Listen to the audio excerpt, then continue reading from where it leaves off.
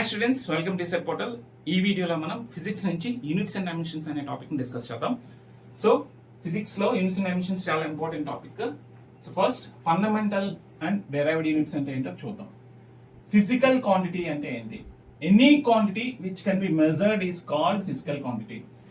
ఏ quantity అయినా సరే మనం మెజర్ చేయగలిగితే దాన్ని మనం ఫిజికల్ క్వాంటిటీ అనాలి. ఓకే, సో ఏ ఏ ఏ ఏ కాంపోనెంట్ అయితే మనం మెజర్ చేయగలుగుతున్నామో, ఏ క్వాంటిటీని అయితే మనం మెజర్ చేయగలుగుతున్నామో వాటన్నిటిని కూడా ఫిజికల్ క్వాంటిటీస్ అనొచ్చు. ఇక్కడ చూడండి, ఇక్కడ హైట్ ఆఫ్ ది పర్సన్ మనం measure చేయగలుగుతున్నామా?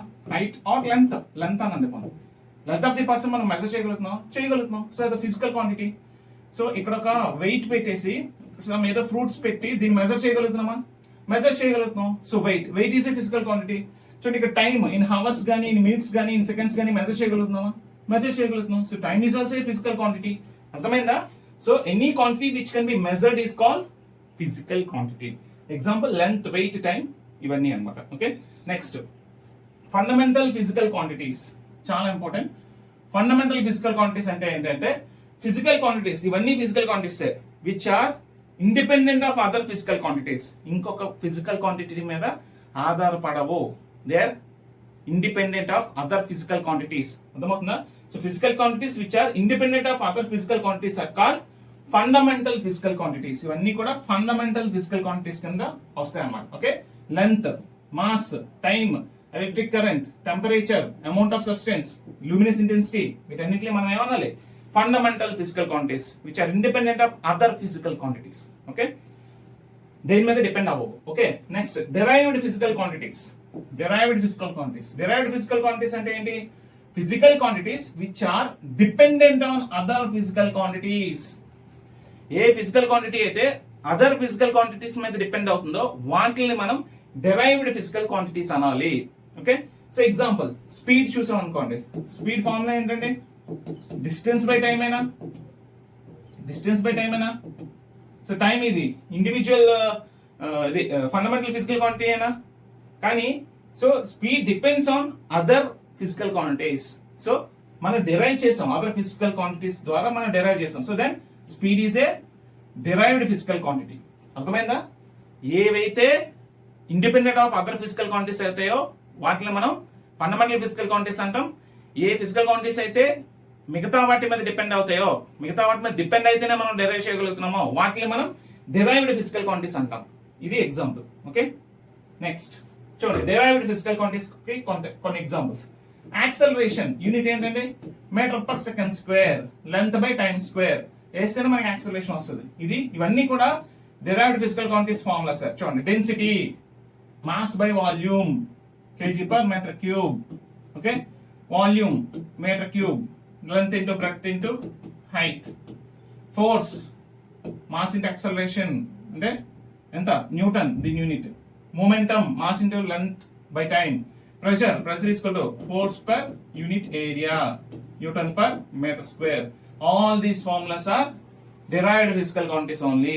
Okay, next how to measure a physical quantity. ఈ physical quantity ని మనం ఎలా మెజర్ చేస్తాం? For measuring a physical quantity we have to compare it with some reference. ఒక physical quantity ని measure చేయాలంటే ఒక రెఫరెన్స్ తో మనం కంపేర్ చేయాలి. ఏదో ఒక రెఫరెన్స్ తో మనం కంపేర్ చేయాలి. ఓకే, అప్పుడు ఆ రిఫరెన్స్ తో మనం కంపేర్ చేసినట్టయితే దాన్నే మనం ఏమంటాం? యూనిట్ అంటాం అనమాట. దాన్ని ఏమంటామండి? యూనిట్ అంటాం. Okay, A unit is a standard amount of physical quantity. అర్థమవుతుందా? ఏ యూనిట్ అంటే ఏంటి? Standard amount of physical quantity. Example, పూర్వ రోజుల్లో మనం లెంత్ ని ఎలా చూపించేవాళ్ళండి? చూడండి, చేతితో ఇలా కొలిసేవాళ్ళం అనమాట. ఇక్కడ నుంచి ఇక్కడ డిస్టెన్స్, ఇక్కడ నుంచి ఇక్కడ డిస్టెన్స్, ఇక్కడ నుంచి ఇక్కడ డిస్టెన్స్, ఇక్కడ నుంచి ఇక్కడ డిస్టెన్స్ అని కొలిచేవాళ్ళం. అండ్ కొంతమంది ఏంటంటే ఫుట్, అడుగుల లెక్క కొలిచేవారు లెంత్ ని. ఒకరేమో అడుగుల లెక్క కొలుస్తున్నారు, ఒకరేమో ఇలా చూడండి ఇలా చేతులతో కొలుస్తున్నారు. ఓకే, మీ ఒక్కొక్కరు ఒక్కొక్క రకంగా కొలుస్తున్నారు. అర్థమవుతుందా? ఒక్కొక్కరు ఒక్కొక్క రకంగా కొలుస్తున్నారు. సో అలాంటప్పుడు మనం దేని మీద డిపెండ్ అవ్వాల్సి ఉంటుంది? ఒకటి డిపెండ్ అవుతారు, ఇంకొకటి డిపెండ్ అవుతారు. సో ఇది కరెక్ట్ గా లేదు కాబట్టి అందరూ కూడా ఒకే స్టాండర్డ్ ఫాలో అవ్వాలని చెప్పి ఇంటర్నేషనల్ స్టాండర్డ్స్ ఆఫ్ ఆర్గనైజేషన్ వాళ్ళు మనకి ఒక స్టాండర్డ్ SI యూనిట్స్ అనేది ఇంట్రడ్యూస్ చేశారు. ఓకే, సో వరల్డ్ వైడ్ గా అందరూ కూడా ఎస్ఐ యూనిట్స్ ఫాలో అవుతారు అన్నమాట. రైట్, సో చూడండి standard units. Some of the standard units for measuring length metre, centimetre, foot. ఇదే వాడాలి throughout the world. For measuring length measure చేయడానికి మీటర్స్ లో కానీ సెంటీమీటర్స్ కానీ ఫుట్ కానీ వాడాలి. Okay, for measuring weight kilogram, gram, pound ఇదే వాడాలి. మళ్ళీ కన్వర్షన్ యూనిట్స్ ఉంటాయి. ఓకే, సో కిలోగ్రామ్ ని గ్రాములోకి మార్చడానికి లేదా కిలోగ్రామ్ ని పౌండ్లోకి మార్చడానికి కన్వర్షన్ యూనిట్స్ ఉంటాయి. పక్కన పెడితే అందరూ కూడా వెయిట్ అండ్ లెంత్ అంటే స్టాండర్డ్ యూనిట్స్ ఇవే వాడాలి. అంతేగాని నేను చేతితో కొలుస్తా, ఇంకొకలేమో నేను కాల్తో కొలుస్తా, ఫుట్ తో కొలుస్తానంటే మనకి కుదరదు. ఓకే, నెక్స్ట్ చూడండి physical quantity. So physical quantity మీకు యూనిట్ ఉండాలని చెప్పాను కదా. ఒక ఫిజికల్ క్వాంటిటీ ఎన్ని యూనిట్స్ అని చెప్పాలి. చూడండి ఫిజికల్ క్వాంటిటీని మనం చెప్పాలి అంటే దాని మ్యాగ్నిట్యూడ్ రాసి దాని పక్కన దాని యూనిట్ రాయాలన్నమాట. అంటే ఇప్పుడు లెంత్ ఉంది అనుకోండి, ఇదిగోండి లెంత్ ఉంది కదా. సో లెంత్ ఒక ఫిజికల్ క్వాంటిటీ. లెంత్ ని ఫిజికల్ క్వాంటిటీని మనం డెరైవ్ చేయాలంటే మనం ఎలా చెప్తాం? ఎన్ని మీటర్స్? 28 మీటర్స్. దాని యూనిట్స్ 28 మీటర్స్ అంటున్నాం కదా. ఫస్ట్ దాని మ్యాగ్నిట్యూడ్ రాసి తర్వాత దాని యూనిట్ రాయాలి ఖచ్చితంగా. ఓకే, ఇది మ్యాగ్నిట్యూడ్ అవుతుంది, ఇది యూనిట్ అవుతుంది. ఓన్లీ నువ్వు ఒక మ్యాగ్నిట్యూడే రాస్తే దాన్ని ప్రాపర్ గా డెరైవ్ చేసినట్టు కాదు. అది ఎన్ని మీటర్లో ఉందా, సెంటీమీటర్లో ఉందా, అదవుతుందా, లేకపోతే మిల్లీమీటర్లో ఉందా, మనం దాన్ని డిరైవ్ చేయాలి. మ్యాగ్నిట్యూడ్ ఒకటే రాస్తే సరిపోదు, మ్యాగ్నిట్యూడ్ తో పాటు యూనిట్ కూడా రాయాలి. ఓకే, చూడండి ఇది మ్యాగ్నిట్యూడ్, ఇది unit. No we always write a measurement of physical quantity as its magnitude multiplied by its unit. చూసుకోండి ఫిజికల్ మెజర్మెంట్ ఆఫ్ ఫిజికల్ క్వాంటిటీని ఎలా రాయాలి? దాని మ్యాగ్నిట్యూడ్ రాసి దానికి యూనిట్ ఉంటే యూనిట్ రాయాలి. యూనిట్ రాయకపోతే దానికి అర్థం లేదు. అర్థమవుతుందా? చాలా మందికి మన డిప్లొమా స్టూడెంట్స్ చాలా మంది ఎగ్జామ్స్ రాస్తున్నప్పుడు న్యూమరికల్స్ చాలా బాగా చేస్తారు, లాస్ట్ లో ఆన్సర్ వేసి యూనిట్ రాయడం మానేస్తారు. సో అందుకు మార్కులు కొంచెం తగ్గిపోతూ ఉంటాయి. ఓకే, సో చూడండి, సో మీరు ఒక ఫిజికల్ క్వాంటిటీని చెప్పేటప్పుడు అంటే మెజర్ చేసేటప్పుడు దాని యొక్క మ్యాగ్నిట్యూడ్ ఎంత రాసి దాని పక్కన దాని యూనిట్స్ అయితే కంపల్సరీ రాయాలి. Okay, next system of units. System of units. A system of unit is complete set of units which is used to measure all kind of fundamental and derived quantities. System of units అంటే ఏంటంటే it's a complete set of units which is used to measure all kind of fundamental and derived units. Fundamental and derived quantities అన్నిటిని కూడా measure చేయడానికి మనం వాడే complete set of units నే system of units అంటాం. So examples చూద్దాం. System of units అనేవి చూడండి, ఎంకేఎస్ సిస్టమ్ ఉంది, సిజిఎస్ సిస్టమ్ ఉంది, ఎఫ్పిఎస్ సిస్టమ్ ఉంది. ఎంకేఎస్ అంటే మీటర్ కిలోగ్రామ్ సెకండ్. ఈ ఎంకే సిస్టమ్ లో లెంత్ ని మీటర్స్ లో, ఓకే, వెయిట్ ని కిలోగ్రామ్స్ లో, టైం ని సెకండ్స్ లో కొలుస్తారు. సిజిఎస్ యూనిట్ లో ఇక్కడ లెంత్ ని సెంటీమీటర్స్ లో అండ్ వెయిట్ ని గ్రామ్స్ లో, టైం ని సెకండ్స్ లో కొలుస్తారు. ఎఫ్పిఎస్ యూనిట్ ఇక్కడ లెంత్ ని ఫుట్ లో అండ్ వెయిట్ ని పౌండ్ లో అండ్ టైం ని సెకండ్స్ లో కొలుస్తారు. ఓకే, సో ఇది system of units. Right, fundamental units మీకు చెప్పాను కదా. ఫండమెంటల్ ఫిజికల్ యూనిట్స్ ఏంటి? ఇవన్నీ కూడా చూడండి. లెంత్ మీటర్ యూనిట్ ఏంటి? Metre, symbol M. Mass unit kilogram, time unit seconds, electric current unit ampere, temperature unit kelvin, amount of substance unit mole. చాలా important, గుర్తుపెట్టుకోండి. Luminous intensity candela. Okay, so ఇవి fundamental units అన్నమాట. Okay, next supplementary units అని రెండు ఉన్నాయి. చూడండి, plane angle ని మనం రేడియన్ లో కొలుస్తాం అండ్ సాలిడ్ యాంగిల్ ని మనం స్టెరేడియన్ అంటాం. గుర్తుపెట్టుకోండి. So plane angle is given as radian, solid angle is given as steradian.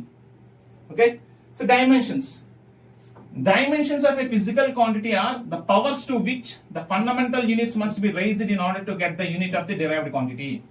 అర్థమవుతుందా? Dimensions of a physical quantity are the powers to which the fundamental units must be raised. అంటే ఇప్పుడు mass అని చూపించాం అనుకోండి, dimensions, దీనికి mass కి dimensions రాయాలి అంటే మనం ఎలా చూపించాలండి? MLT ఫామ్ లో చూపించాలి. వీడు ఏమంటున్నాడు? Dimensions of a physical quantity are the powers to which the fundamental units must be raised. Fundamental units ఇవేనా? మాస్, లెంత్, టైం ఏనా? ఈ ఫండమెంటల్ యూనిట్స్ ఒక పవర్స్ కి రైజ్ చేసి ఆ డిరైవ్డ్ యూనిట్ ని మనం చూపించాలి. మాస్ ని ఎలా చూపిస్తామండి? మాస్ ఇక్కడ M అంటే మాస్, L అంటే లెంత్, T అంటే టైం. సో మాస్ మాస్ ని మనం m కింద చూపిస్తాం. ఓకే, లెంత్ ని మనం l కింద చూపిస్తాం, టైం ని t కింద చూపిస్తాం, కరెంట్ ని ఆంపియర్స్ కింద చూపిస్తాం, టెంపరేచర్ ని కెల్విన్ కింద చూపిస్తాం, అమౌంట్ ఆఫ్ సబ్స్టెన్స్ ని మోల్ కింద చూపిస్తాం, లూమినస్ ఇంటెన్సిటీ క్యాండిల్ లా చూపిస్తాం. ఓకే, సో ఏ ఫిజికల్ క్వాంటిటీ అయినా సరే ఈ ఫండమెంటల్ యూనిట్స్ యొక్క పవర్స్ కింద రైజ్ చేసి మనం డైమెన్షన్ ఫార్మ్ లో రాయొచ్చు, ఏ ఫిజికల్ క్వాంటిటీకి అయినా సరే. అది ఎలా రాస్తామో చూడండి. ఇప్పుడు ఫోర్స్ అనే డిరైవ్డ్ క్వాంటిటీకి యూనిట్ ఏంటండి? న్యూటన్. ఓకే, సో ఇప్పుడు ఈ ఫోర్స్ అనే డిరైవ్డ్ క్వాంటిటీని మనం ఫండమెంటల్ యూనిట్స్ రూపంలో రాసినట్టయితే ఎలా చూపించాలి? MLT ఫామ్ లో మనం చూపించాలి. MLT ఫామ్ లో చూపించడానే మనం దీన్ని డైమెన్షనల్ ఫార్ములా అంటాం. ఓకే, దీన్ని డైమెన్షనల్ ఫార్ములా అంటాం. అర్థమవుతుందా? Force is a derived quantity. అయితే so dimensions of the physical quantities are the power to which the fundamental units must be raised in order to get the unit. So దీని unit కావాలి అంటే, the derived quantity యొక్క unit కావాలి అంటే ఈ fundamental units కి powers కింద రాసుకున్నట్టయితే దీని యూనిట్ వచ్చేస్తుంది. సో యూజువల్ గా ఫోర్స్ యొక్క యూనిట్ ఏంటి? న్యూటన్. దీన్ని ఈ విధంగా రాసి చూపిద్దామా? డైమెన్షన్ ఫార్ములా రూపంలో రాసి చూపిద్దామా? సో న్యూటన్ ని మనం ఏమైనా రాసుకోవచ్చు? kg metre per second square కింద రాసుకోవచ్చు. సో ఇప్పుడు వీడిచ్చిన ఫార్ములాని మనం ఈ బేస్ లో రాసుకోవాలి. సో kg అంటే ఎంత? m. మీటర్ అంటే ఎంత? l. టైం అంటే ఎంత? t square. సో ఇప్పుడు ఏమని రాయొచ్చు? m1 l1 t power -2. So force ని మనం ఫండమెంటల్ యూనిట్స్ లో ఈ పవర్స్ కింద చూపించామా? m1 l1 t power -2 is known as force యొక్క డైమెన్షన్ ఫార్ములా. ఇది డిరైవ్డ్ యూనిట్, ఫండమెంటల్ యూనిట్స్ రూపంలో మనం ఈ పవర్ లో రాసుకున్నాం. m అంటే దీన్నే మనం డైమెన్షనల్ ఫార్ములా అంటాం, ml t power -2. Okay, so ఈ విధంగా రాయాలి. ఈ ఫండమెంటల్ యూనిట్స్ రూపంలోనే మనం ఏ డిరైవ్డ్ క్వాంటిటీ ఒక యూనిట్ అయినా సరే ఈ విధంగా డైమెన్షన్ ఫార్ములా కింద రాసి చూపించవచ్చు. ఓకే, చూడండి example. Writing dimensions of physical quantities. Velocity ఉందనుకోండి, డిస్ప్లేస్మెంట్ బై టైం అయినా అంటే లెంత్ బై టైం అయినా, అప్పుడు దీని డైమెన్షన్ ఫార్ములా ఎంత అవుతుంది? l1 t power -1. యాక్సలరేషన్ ఉందనుకోండి, change in velocity per time అయినా అంటే వెలాసిటీ బై టైం అయినా అంటే l/t ఇంటూ t అయినా అంటే l ఇంటూ t పవర్ -2 అయినా, ఇదిగోండి l into t power -2. Force ఉందనుకోండి, ఇప్పుడే కదా రాసాం మనం. ఫోర్స్ అంటే మాస్ ఇంటూ యాక్సలరేషన్ అయినా, మాస్ ఇన్ కేజీస్ అయినా, acceleration metre per second square అయినా, కేజీ మీటర్ పర్ సెకండ్ అంటే ml t పవర్ -2 అయినా. ఇది దీని డైమెన్షనల్ ఫార్ములా. సరిపోయిందా? సో ఈ విధంగా మనం రాసుకోవాలన్నమాట. ఓకే, నెక్స్ట్ చూడండి. How do dimensions behave in mathematical formula? Okay, dimensions mathematical ఫార్ములాలో ఎలా బిహేవ్ చేస్తాయి? ఒక 2 రూల్స్ ఉన్నాయి. ఈ 2 రూల్స్ ని మీరు చూసుకోండి. Rule 1, rule 2. రూల్ 1 ప్రకారం all terms that are added or subtracted must have the same dimensions.